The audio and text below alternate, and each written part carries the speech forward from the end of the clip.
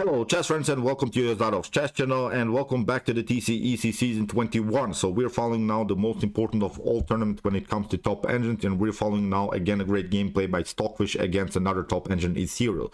So far in the preliminary division, Stockfish is in the lead. Then I think Lila C0 and the Dragon engine are basically battling it out for the second place. So who will be better, I'm not sure. Lila C0 played some great games, also Dragon played some great games. Dragon also won some games against Stockfish, so we'll see now. I think Stockfish is in the finals for sure, but as I said, these two other engines are battling it out simply for the second place. So what you say about this game that I've prepared here for you? It's really wild. I always say it's really wild, but this is really simply too wild. It's really incredible what again Stockfish does, and in my opinion this was so far the best game of the TCEC season 21. Immortal again tactics. We'll have here an exchange sacrifice, double attack, the decoy, deflection, pawn breakthrough motifs, flank attacks, early flank attacks. Really thick stuff again by the fish. Be prepared, put your seatbelts on. This is really again a beautiful chess game. So let's check out now the game here. E4 played by Stockfish, but this was again still prearranged. C6 we have the Caro-Kann, D4, D5, knight to D2. We have now G6. This was the prearranged line by the organizer. Maybe it's really not the best of ways how to play the Caro-Kann. There are better ways with normal attacking ideas, but here after the move G6 we can notice now the fianchetto variation is, I think, sort of a line that weakens also a little bit the pawn structure on the king side. So now you know how Stockfish loves fianchetto. Stockfish already attacks all the position with an early flank attack. So let's check out now what happened. This move, as we said, was still prearranged. We have now knight to f3, bishop to g7. We have now c3. Of course, it's a compact setup here by white already in the center. The knights are controlling the center, and also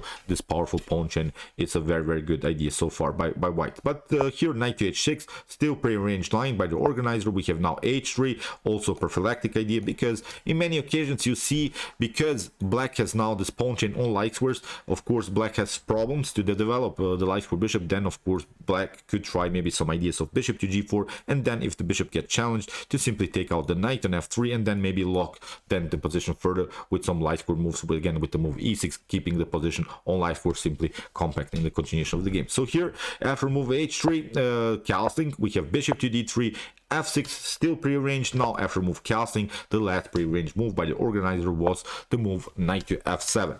And okay, let's stop and evaluate the position. It's of course a much better position so far for white, but actually it's not one of the positions that it's winning immediately for white. I think this is a decent opening line for black, because although the pawn structure here is messed up a little bit on the king side, we have created further weaknesses in black's camp. The problem, I think, is that white's king is on the same side where black's king is, and of course if maybe white would have castled on the queen side, then our strategical goal would be very clear. We would simply attack, I think, with the position with h4, h5 ideas. We would try to break the position, but with the kings on the same side, it's actually not so easy to attack then black's castle king. Of course the move knight to f7 is also preparation to play the move e5, but you see now in the continuation of the game that actually the move e5 is not possible immediately. I'll explain you why. So far we should consider the move, because with the preparation here, with the move bishop to g7, with the great f6 move, with the move knight to f7, and with the potential e5, actually that's the main strategical goal that black wants to do, to break in the center, to simplify the game by breaking through. But actually it's not possible. We'll come to that point. And so far now the first move that wasn't prearranged by the organizer was the move c4 here by Stockfish, and here knight to a6 played by Ethereal. We have now rook to e1, and now comes the move b6. Let's check out now the potential e5 move. You should always consider, when you get this pawn collisions, you should always consider the potential outcome of this pawn collisions, what you can get out of it, because what you don't want to get out of it is a weakness, and the weakness can be maybe an isolated pawn. So you see now, if you play now the move e5, you can get this idea: c takes d5, c takes d5, okay, d takes e5, then f takes e5, and we simply take e takes d5. And you see now, although black can always recapture this pawn, it's not the point that we can hold this pawn. But the main issue is now this isolated pawn, and that's something that you don't want to get out of this potential pawn collisions in the center. You don't want to get this weakness, because now the ideas for white are clear. When we get this isolated pawn, the ideas are clear. We can simply play a blockade. Queen to e2, knight to e4 is a very powerful blockade. I think in the continuation of the game we can even try bishop takes a6, then b takes a6. Then I think we can create new weaknesses, then we have this double pawn structure on the a file. So this would be, I think, simply too much to handle for black. So many weaknesses, 3 weak pawns. So as I said, that's something that you don't want to get out of this potential pawn collision. So after move rook to e1, we have now b6 played by Ethereal. We have now a3 preparing, also b4, b5, maybe even c5 is a possibility here for white. In the continuation now, bishop to b7, and that's, I think, sort of a turning point for Stockfish. Here Stockfish really smelled some blood, because this bishop was, I think, very important to stay on this diagonal. First of all, maybe this bishop wasn't the best of bishops, of course, but at least it's protecting somehow. This lights were here, somewhere here, f5, e6, so at least it's protecting the light source on the board. Now when the bishop is not on this diagonal anymore, when the bishop cannot play anymore this positional pin that we said in the beginning, a potential idea of this bishop could be bishop to g4, attacking further the knight on f3, because the knight is controlling the center of the board. Now Stockfish, as I said, smelled some blood and played now h4. Really wild stuff. A flank attack, early flank attack with the kings on the same side. Really brilliant stuff here by Stockfish. We have now e5 and now h5. Here in the continuation, e takes d4 was played. Let's see now also other possibilities, because as I said, it's very important now to see potential moves now in the center. This is now already a very dynamic game in the center. Let's see now what happens if you play something like here, d takes e4. Then you get knight to e4, and I've analyzed this line. I was wondering why doesn't black play here the move f5. Then it's very tricky, because you get this one, knight to g5, and even if you try e4 here, the fork, it seemed to me, what's going on? White is losing a piece here. Actually, it's not so good, because knight to h7 is a great tactical shot here. Really wild stuff. Even if you trade out this one here, knight to f8 can happen. And even if you try maybe something like here, instead of this one, if you try king takes h7, then h takes g6 is simply decoying the king here. If you try king takes g6, then again we can try new checks. We can try here bishop to e4, here f takes e4, rook to e4, knight to h4 will happen, queen to g4. So again, black is simply tactically lost. The king is simply naked. The king is simply too near to white's attacking pieces. So as said, here after move e4, after move knight to h7, if you try here e takes f3, then we can take out the rook. You can maybe of course take out the knight, but then you get this idea of h takes g6, and the problem is now you have to move the knight, and still we can take out this one. You can try knight to g6, but you simply take out this pawn, and you see now again, I think the king is naked. You don't have any more, you cannot anymore protect the position, because in the next move you get simply here bishop to e6, so you don't have time to play bishop to c8 because the knight is hanging. So you would lose simply the battle on the life course. So really wild stuff. Although down some pieces here, white is simply dominating all over the board because of this activity. So as I said, simply great tactics so far here by Stockfish. So even if you try here e takes d4, if you've tried this one, then again you get this move knight to h7. That's actually the main tactical threat here. So even if you don't take out here in the center, even if you try here, as we said, e takes d4, then you get here knight to h7, king to h7. Again, we're decoying the king towards the center. You have to maybe retreat. If you try again king to g6, then you get simply bishop to f5, king to f5, queen to d3 here. It's really wild. Knight to d4, and then queen to f5 is a serious threat, I think. Even queen to f3, so you cannot escape simply from white attacks. The problem is also that the bishop is controlling this diagonal. So that was actually the potential continuation after move e4. So this is not a possibility. So it's very important now to recognize this tactical shots that can happen in the continuation of the game, because if you don't react, also knight to e6 is also a long-term tactic that could happen now in the continuation of the game. So here black is, as I said, simply tactical loss. So after move h5, you see the d takes e4 with f5 is not a possibility here in the continuation. Ethereal took e takes d4, and now we have this idea, h takes g6. We have h takes g6, now e takes d5, and it comes of course with a liberating diagonal idea here by Stockfish. We're attacking of course the most important now pawn on the board. It's the pawn on g6. If you take out this pawn, then of course black's king is again naked. I think there's always a great way how white can sneak in with the queen if this pawn pawn is lost, and queen to h5 will happen, queen to h7. Again, black has to resign the game, I think. So after move e takes d5, so that's why here f5 was played, and now a great move again played by Stockfish. I think many of us would play simply this one. Okay, d takes c6, we take out. Here we can play then for flank attack on the queen side, but not Stockfish. Stockfish had again a great tactical preparation here, played simply the move b4, because if you try now c takes d5, we can play now this one. c5 is a great idea, and even if you take b takes c5, this is now the stunner, because the diagonal is liberated. Now it comes with a double attack, and now if you try retreat with the knight to c7, then you get rook to g6, and that's actually, as we said, the main pawn that we want to take. You see now the whole defense is falling apart here for black. The pawn on f5 is weak. I think again there is maybe a great way how to get the queen somewhere here on h5. So as I said, simply a great game here. Even if you try c4, we can play simply bishop to f5, or maybe we can also retreat here to c2, but the main issue I think is this pin by the rook here. So I think in one particular moment we can even sacrifice the rook for the bishop, and then the king is really naked. The king has only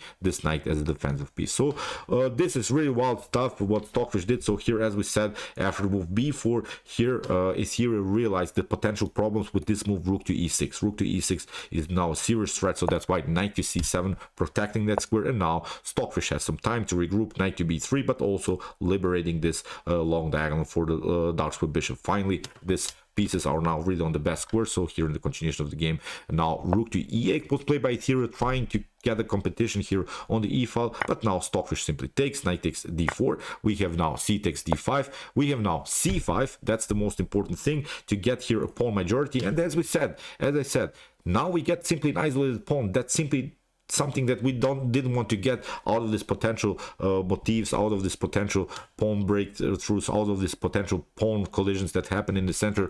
Now again, it's simply an isolated pawn, although white has also an isolated pawn, because if you try now b takes c5, b takes c5 will happen, but it's I think a much better pawn, because this pawn is supported now by the centralized knight. c6 will happen in one particular moment. Even rook to b1 is a possibility to simply attack further the bishop. So as I said, this pawn, I think this pawn on the c file is much better than this pawn on d5. This pawn on d5 is simply blocking out, I think, simply too many pieces of blacks. This knight is blocked out, this bishop is blocked out, so it's really a weird pawn now in the center of the board, and these two knights are controlling the center very good here. So as I said, c5, great move here by Stockfish. In the continuation, we have knight to e5, and now comes really the most beautiful moment of this particular game. We have now rook to e5, an exchange sacrifice which paralyzes basically all of the pieces of blacks. Really great, brilliant tactic by Stockfish.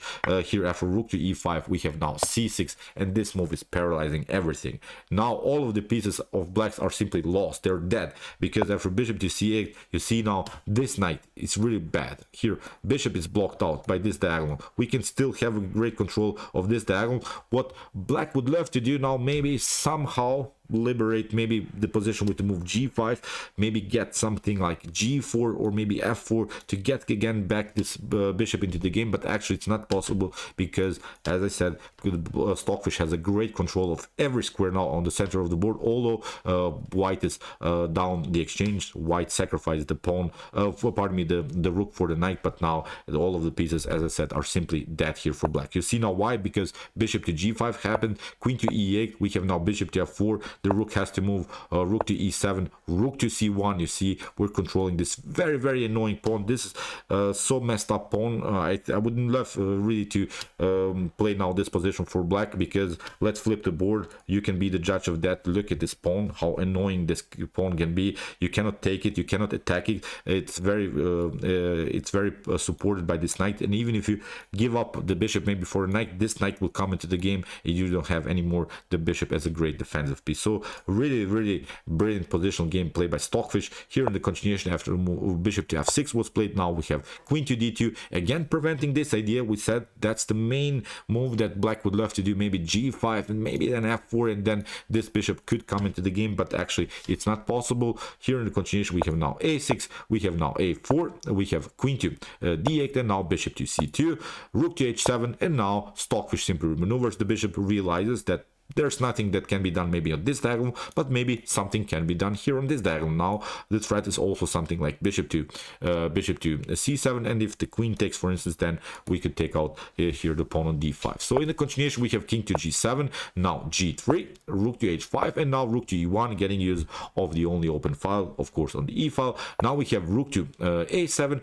If you try now g5, as we said, it seems so that now this pawn could be supported 3 times by the queen, bishop, and the rook, but actually it's again not possible because you get this one, bishop to e5. You can maybe try here g4 in order to attack the knight, but then you get knight to h4. The problems now you cannot take with the bishop because the bishop is pinned to the king, so that's why you would be pretty much forced to play bishop to e5. But now rook to e5, and you look at this now, as we said, you don't want to, of course, to have your pawns where your bishop is aiming. Now again, this bishop is simply too blocked out by its own pawns. This knight is controlling the center of the board. This knight is out of game because it's controlling also the d5, and now with queen to f4, again, I think black is simply tactically lost because in one particular moment we'll have a great tactic, I think, with knight to f5, knight to f5, rook to f5, queen to f4. So bishop to c2, maybe getting this bishop again into the game, then queen to d3, maybe building a battery. So as I said, black is simply tactically lost. I think you should even sacrifice here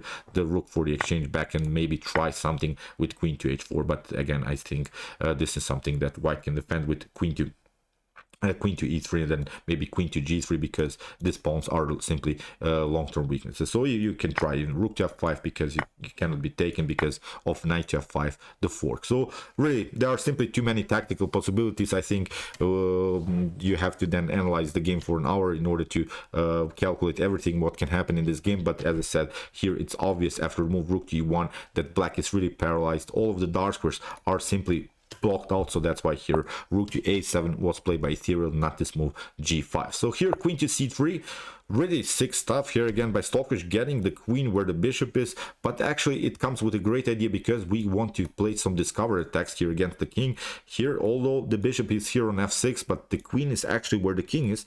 That's actually the great idea by Stockfish. You see now why, because after move queen to f8, we have now king to g2, first improving the king position. We have now queen to d8, and now bishop to g5. Really great move, because here after rook to g5 and knight to g5, you cannot take bishop to g5 because you get the stunner knight to f5 with the double check. You have only maybe this square, but you get checkmated on g7. So wherever you go, even if you try here to get, of course, on h7, then again queen to g7, it's checkmate. So it's actually that, as I said, white is attacking black's king, not that black's bishop is attacking white's queen. Really wild stuff, great tactics. After move knight to g5, we have king to g8, and now knight to h3, getting the pieces back. Here queen to d6.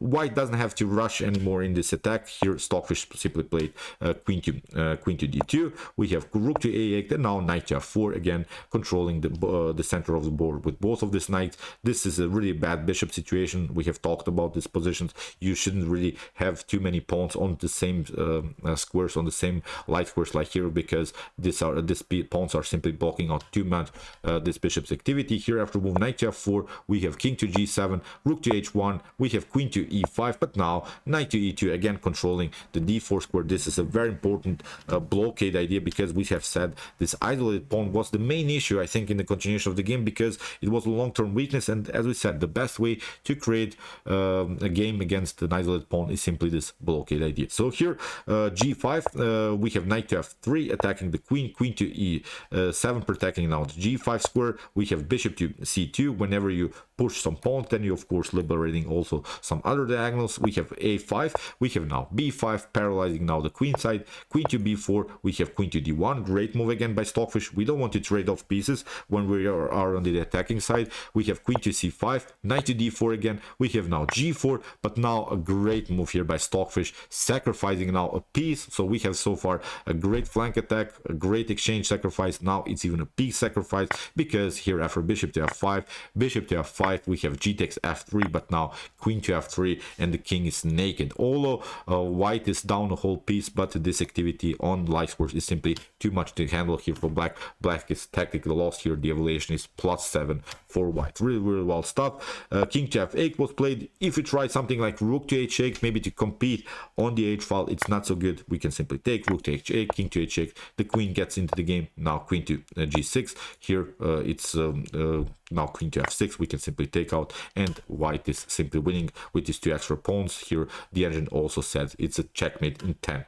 So here after move queen to f3, we have king to f8, now bishop to g6, we have queen to c3, but now queen to f5. The queen is sneaking in on light squares. We have now queen to e5, but of course you don't want to trade off pieces. Now rook to h8, a great stunner again by Stockfish. King to g7, rook to h7, now king to g8, but now queen to d7 with the checkmate threat on f7. So that's why you have to play here bishop to e7, but now Stockfish simply takes. We have queen to f6, now Stockfish takes another piece, and of course it's a completely winning endgame here for Stockfish. We have queen to g6, but now queen to d7, here rook to f8. We have now c7, simply threatening the promotion. Here Ethereal tried a desperate move, rook to f2, king to f2. Now some perpetuals are not possible because here Stockfish can escape, and now with the move g4, another check, king to g6, now queen to b1, a check, but now with queen to f5, no more checks are possible. Here in the continuation we have queen to f5,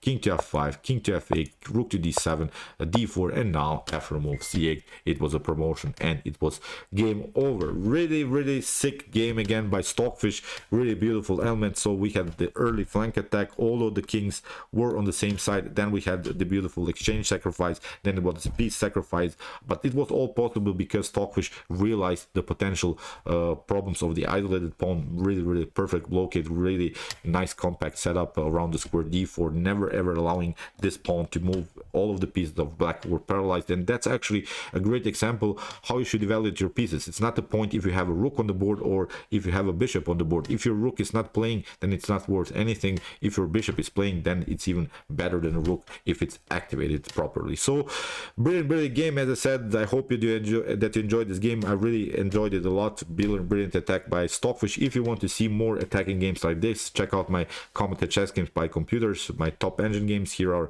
is the link of our whole playlist with some great games played by Stockfish, Alpha 0, Lila 0, and some more. And if you like to watch the humans battling it out in their best chess games, check out my commented chess games, the best chess games of all time series. Here's also the link, and if you like this content, don't forget to subscribe to my channel. See you soon with some more videos, and chess is the best, of course.